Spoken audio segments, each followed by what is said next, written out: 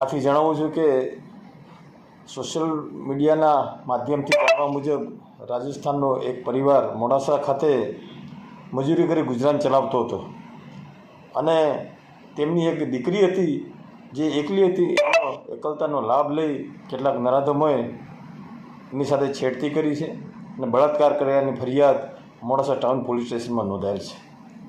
આ બળાત્કાર કરનારાઓની સામે પોસ્કો, એટ્રોસિટી અને દાગધમકીના ગુના હેઠળ તેઓની સામે કડકમાં કડક કાર્યવાહી કરવામાં આવે અને